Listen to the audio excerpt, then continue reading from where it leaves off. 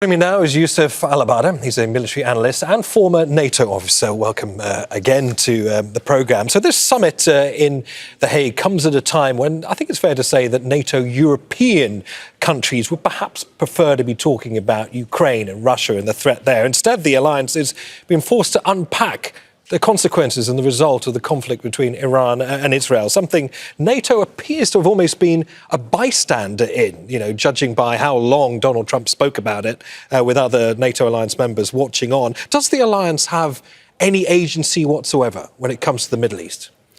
Yeah, especially when it comes to the Middle East, what you say is very correct, because the NATO has been established to create a security umbrella for the both sides of the Atlantic. For that reason, what is going on inside Iran and in the different parts of the Middle East, mostly not the business of NATO. That is the reason that they are bystanders, what's happening there. But as a country like pick France, is giving lots of concern what's going on inside Lebanon, inside Syria, etc. For Germany, what is happening inside Iran is very important. But from the perspective of the NATO, without no doubt, NATO's role is very limited in these areas. But also NATO's role is very limited in the Pacific. But Trump administration, also including the Biden administration, they are trying to pull NATO to the Pacific in order to contain China.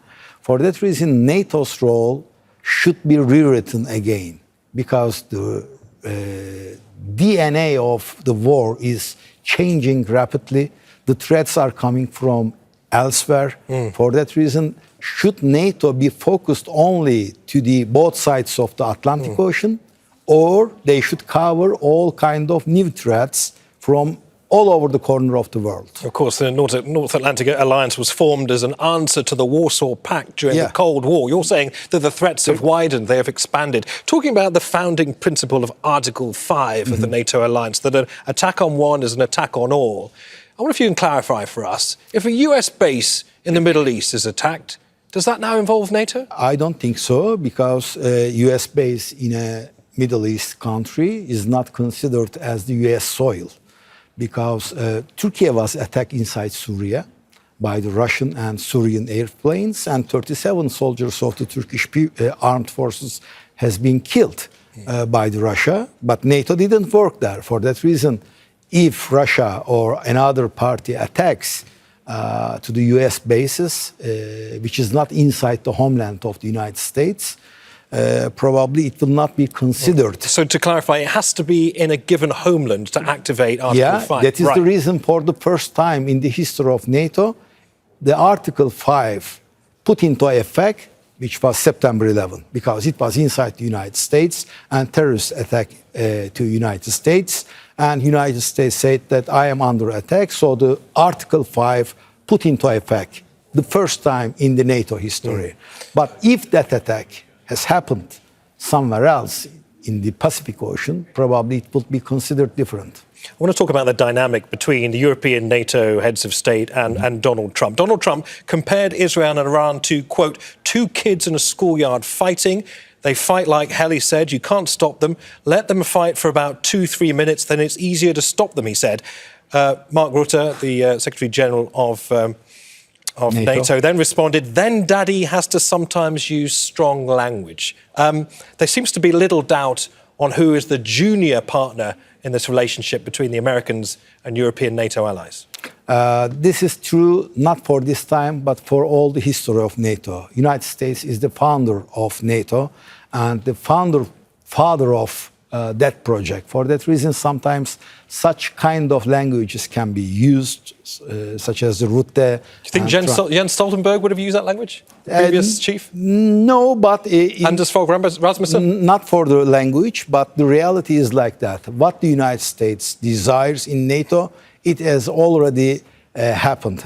Look at in 2017, when Trump was saying 5%, 4% of the GDPs, everyone was making fun with Trump, and they were denying that they will not increase their spendings.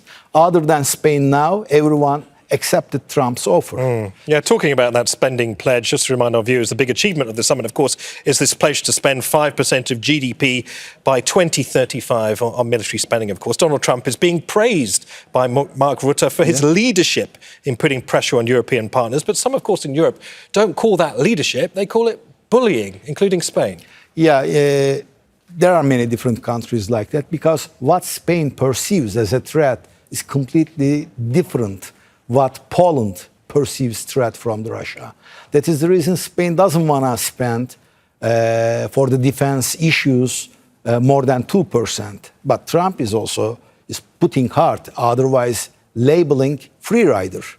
So no one wants to be a free rider, but what in the NATO issues, Trump has a right. If you are taking the advantage of security umbrella of NATO, then you should pay, or you should stay outside of the NATO.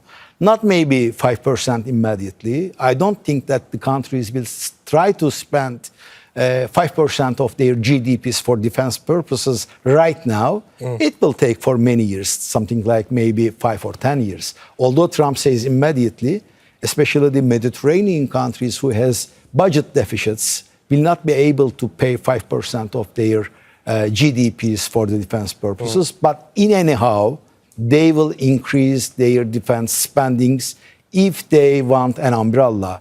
Trump says that we are paying all the costs of NATO, almost 65%. Right. So American taxpayers will question Trump why we are paying for Europe. Understood. And of course, who knows where Donald Trump could be in 10 years' time if they do meet those spending requests.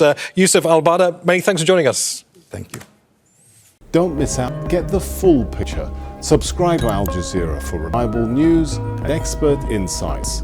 Like, share, stay ahead.